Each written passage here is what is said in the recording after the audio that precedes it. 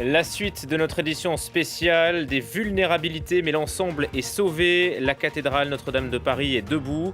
Son sauvetage s'est joué à un quart d'heure près, dit Laurent Nunez. Plus de 1000 pompiers sont intervenus. La piste accidentelle est privilégiée. La reconstruction, elle va prendre du temps, mais elle se fera, dit le président Macron. Les dons affluent de toutes parts, dons privés, dons publics. Total annonce 100 millions d'euros. Union nationale et internationale, l'élan de solidarité a dépassé les frontières, de Jair Bolsonaro à la reine Elisabeth II en passant par Donald Trump. Le pape aussi dit prier pour les fidèles, on en parlera avec Bruno Darou. Il est 15h30 ici à Paris, merci de nous rejoindre. La France peut dire merci aux pompiers. Pendant 10 heures, ils se sont battus contre les flammes pour sauver Notre-Dame de Paris. En tout, 1000 soldats du feu se sont relayés. Les travaux de sécurisation vont durer au moins 2 jours. C'est ce qu'a annoncé Laurent Nunez, le secrétaire d'État à l'Intérieur, qui estime que des vulnérabilités ont été identifiées, notamment au niveau de la voûte. On l'écoute.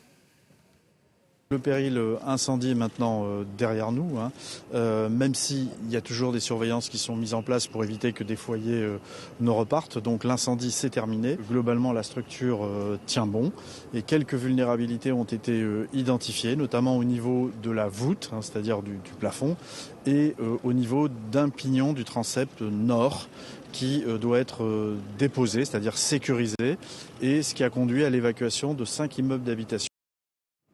Peu de personnes ont pu entrer dans l'édifice depuis le sinistre, mais quelques photos et quelques vidéos tournées par les pompiers montrent l'ampleur des dégâts. Vous les découvrez, un amas de cendres, des murs noircis, une partie de la voûte qui s'est effondrée. Tout a commencé hier soir, il était 18h50 dans les combles de la cathédrale. Noémie Roche.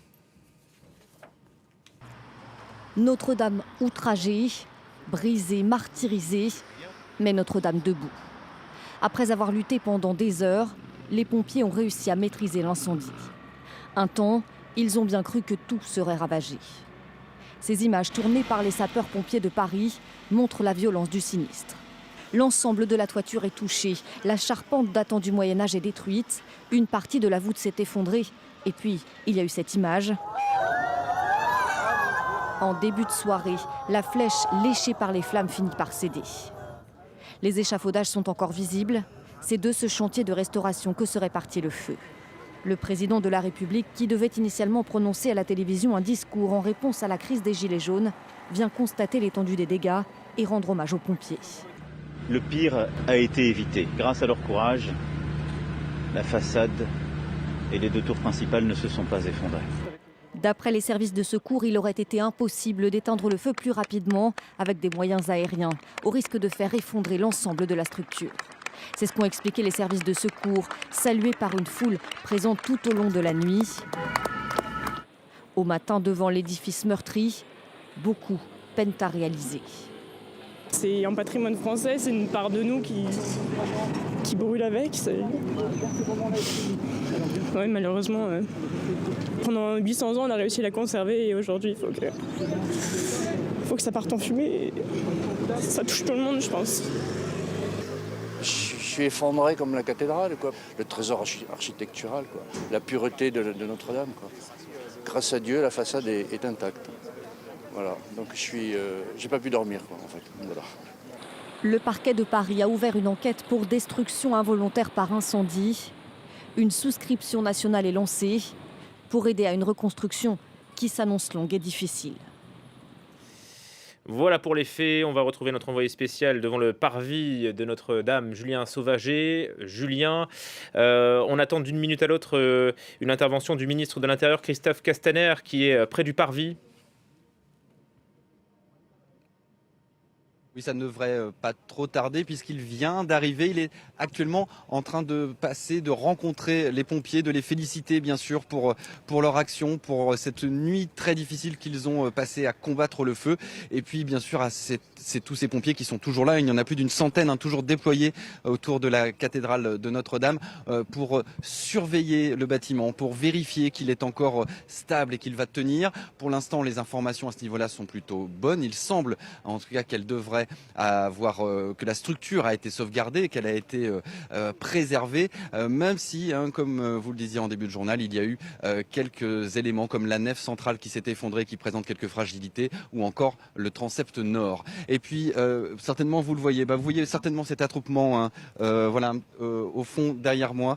C'est donc Christophe Castaner qui passe en revue toutes ces troupes, tous ces pompiers, pour les féliciter pour le travail accompli.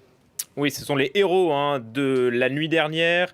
400 pompiers, 500 pompiers même ont tenté, nous disait Laurent Nunez. Ils ont été relayés ensuite par un autre contingent d'autres 500 pompiers qui sont venus de Paris, de la région parisienne et d'autres villes autour de Paris et qui sont salués par Christophe Castaner après cette nuit héroïque de bravoure. Julien, un mot du procureur de Paris qui s'est aussi exprimé. Pour l'instant, lui privilégie l'acte accidentel. Oui, pour l'instant, l'enquête part en effet sur un incendie involontaire. Évidemment, ce sont les travaux de rénovation qui sont pour l'instant pointés du doigt. Alors, vous l'avez vu, vous l'avez déjà montré, tout le monde peut le voir sur les images. Et il y a un immense échafaudage qui avait été dressé au-dessus de cette charpente de la cathédrale de Notre-Dame. Le but était bien sûr de la rénover, notamment cette flèche installée par Viollet-le-Duc au milieu du 19e siècle. Eh bien, le feu serait vraisemblablement partie de là. Je dis vraisemblablement car évidemment il y a une enquête en cours qui commence seulement. Pour l'instant, évidemment, c'est très difficile pour les enquêteurs. Personne ne peut rentrer véritablement à l'intérieur de la cathédrale. Il faudra facilement 2 jours. C'est ce que nous avons eu comme information il y a quelques minutes. Et pour l'instant, c'est de l'extérieur qu'ils regardent. On a vu des drones notamment qui survolaient cet échafaudage qui, lui, a un peu, à la surprise un peu de tout le monde, a résisté à cet incendie, mais qui menace tout de même encore de s'écrouler. Alors, cette enquête, elle va être du coup très très difficile, car si le feu a bien démarré au niveau de cette charpente, eh bien, les indices, eux, sont certainement partis en fumée comme le reste. Julien, quel est le sentiment sur place? Est-ce qu'il y a encore du monde autour de la cathédrale? Énormément, et au fur et à mesure de la journée, je vous dirais qu'il y en a même de plus en plus. On sent que les gens qui viennent de finir le travail ou qui ont enfin réussi à trouver un moment pour se dégager un petit peu de temps, avaient vraiment l'envie de venir. Il y a une foule qui est massée. Alors ici, ça ne se voit pas puisque là, bien sûr, c'est une zone qui est réservée, bien sûr, à la police, aux pompiers et puis à nous, privilégiés que nous sommes de journalistes. Mais je peux vous assurer que juste à quelques dizaines de mètres de l'autre côté de la Seine, il y a une foule compacte de gens. C'est une véritable procession. Je n'ai pas d'autre mot parce que les gens sont à la queue leu et ils avancent. Certains s'arrêtent pour prendre des photos, parfois même se prendre en selfie devant ce qu'il reste de Notre-Dame. J'ai vu beaucoup de gens pleurer, beaucoup aussi étaient en train de prier. On a même pu assister tout à l'heure à une prière de rue avec une vingtaine de jeunes catholiques qui s'étaient mis en face du transept sud, l'endroit certainement le plus touché, et puis qui priaient pour sa reconstruction. Merci pour ces éléments, Julien Sauvager, en direct du parvis de la cathédrale Notre-Dame. On attend d'une minute à l'autre maintenant l'intervention de Christophe Castaner, qui n'était pas à Paris hier soir et qui est donc revenu en urgence dans la capitale pour constater donc l'étendue des dégâts et rencontrer les pompiers qui ont sauvé la cathédrale. Bruno Darou, on attend donc cette intervention de Christophe Castaner. Le pire semble être évité pour l'instant.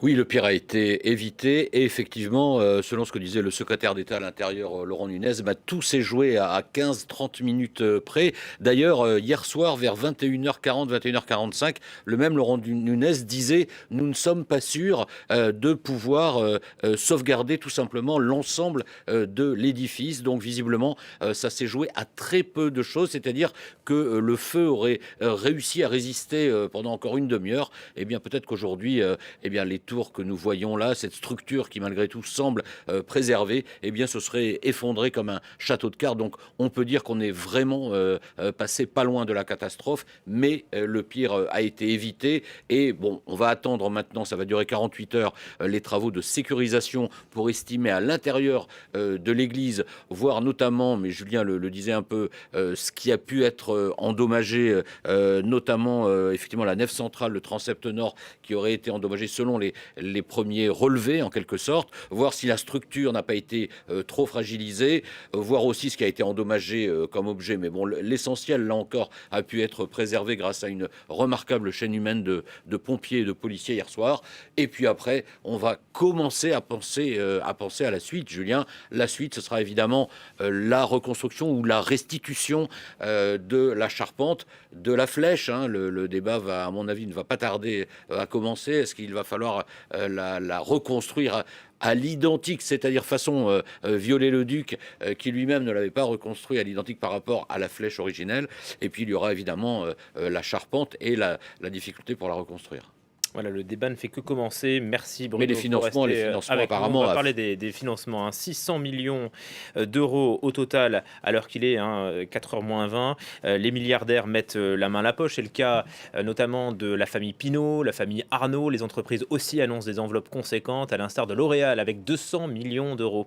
On fait le point avec Julien Duponchel.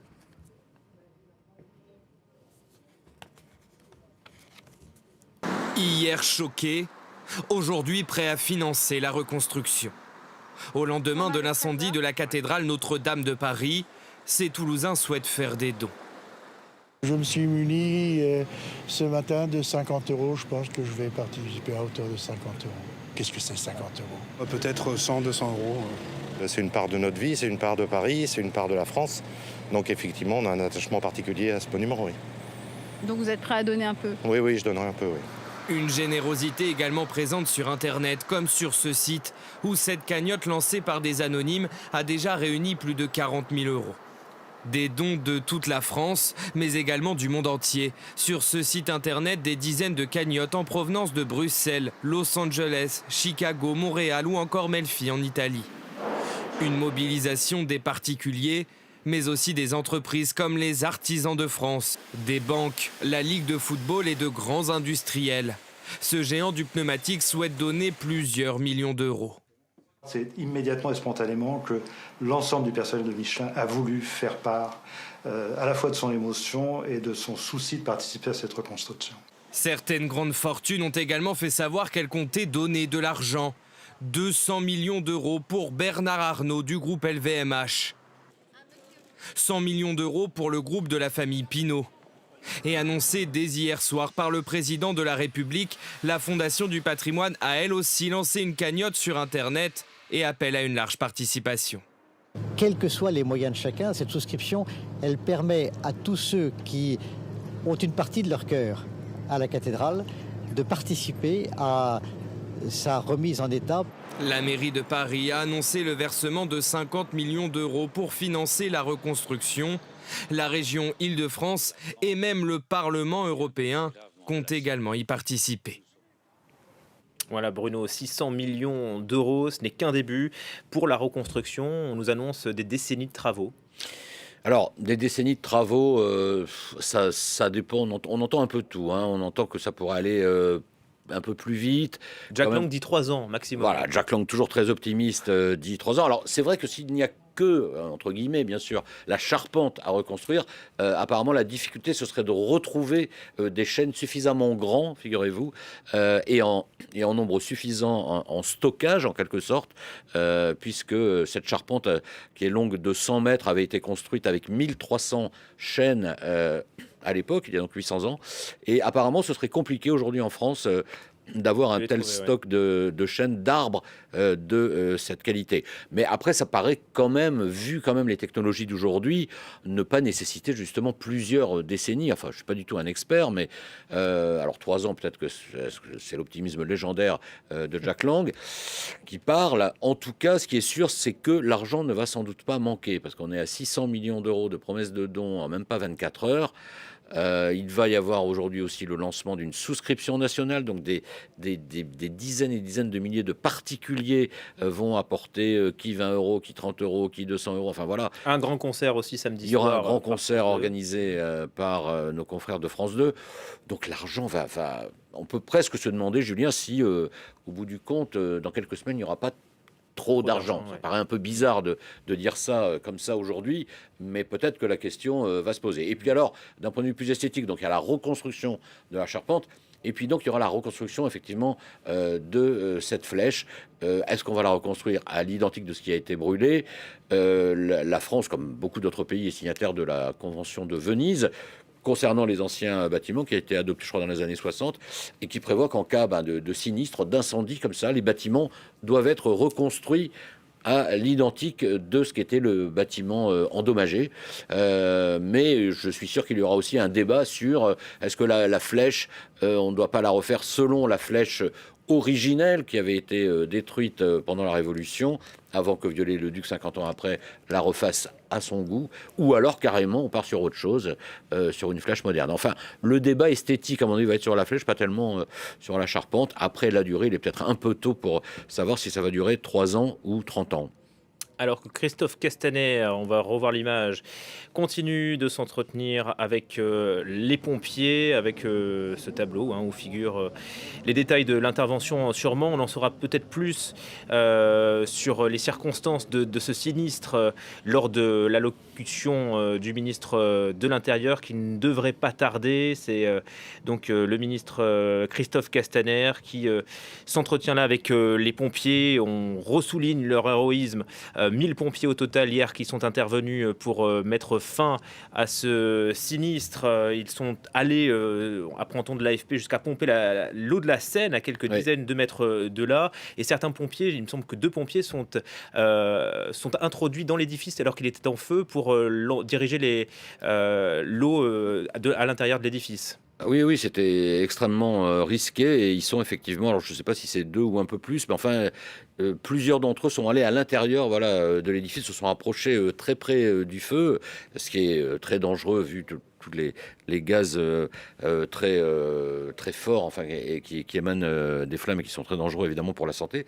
Ils ont pris tous les risques, on les a vus avec leur lance à eau dans des conditions et des situations absolument inconfortables et risquées, et ils ont tout fait, enfin vraiment, et quand on rappelle que ça s'est joué donc à 15-30 minutes selon le secrétaire d'État à l'intérieur, on peut dire qu'ils ont fait quand même un boulot absolument incroyable. Avec cette petite polémique ils ont sauvé sur les Canadair, les Canadair qui ne sont pas intervenus, et pour cause, ça mettait en péril les civils et les oui, alors là, c'était avec très cette vite polémique qui avait été oui, c'était la fausse bonne idée de Donald Trump, expert en incendie. Voilà.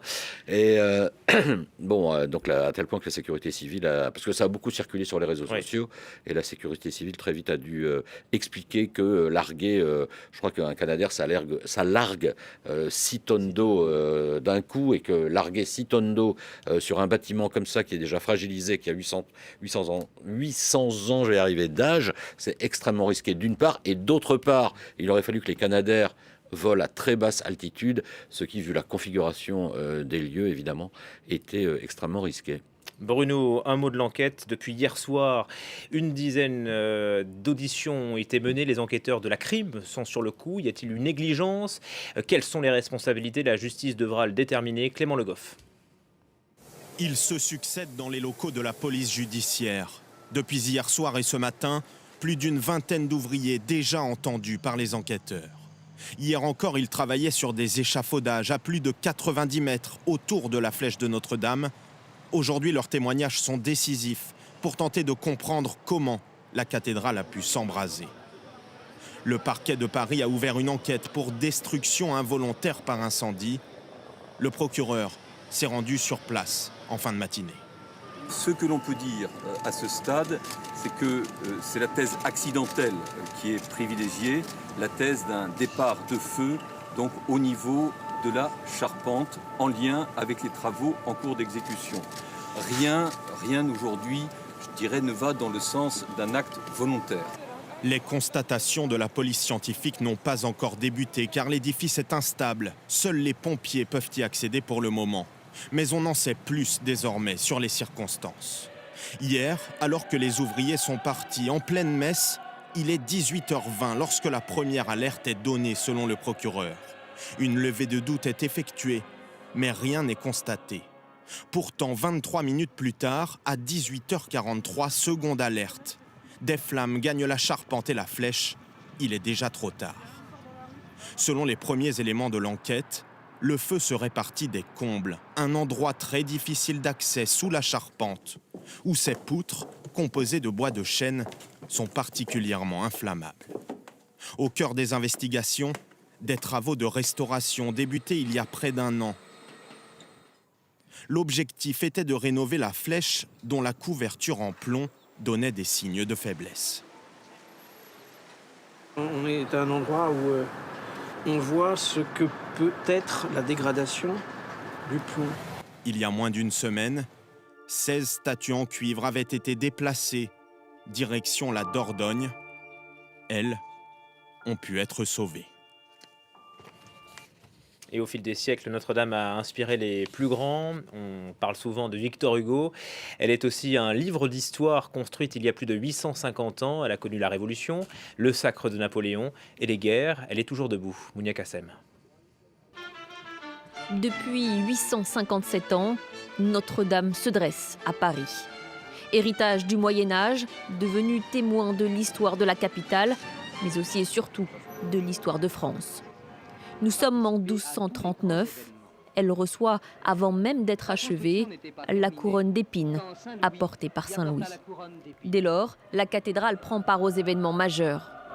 Au XIVe siècle, enfin achevée, elle resplendissait de tout son éclat. Paris vaut bien une messe, avait dit Henri IV.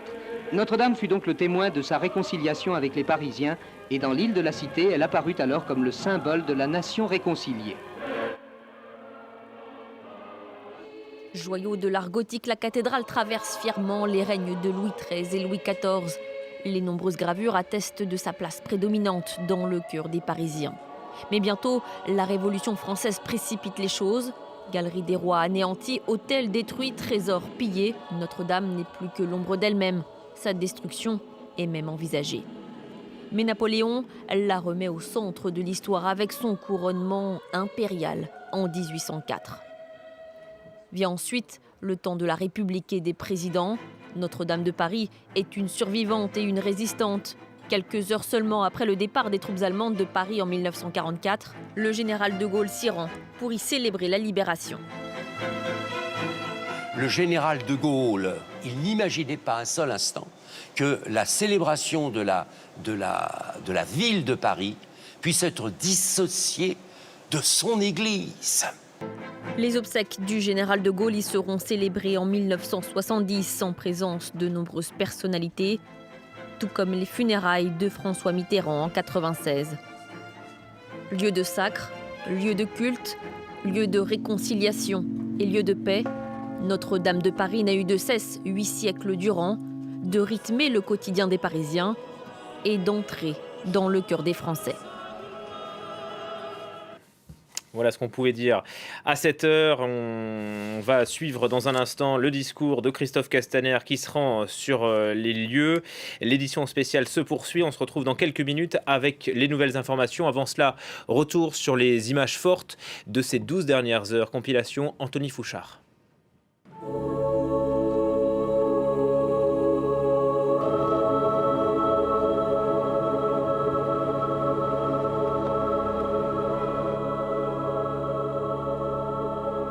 Il y a des expertises à faire. Un incendie de cette ampleur-là, ça a un impact important sur les structures, donc il faut pouvoir s'assurer qu'elles sont toujours stables.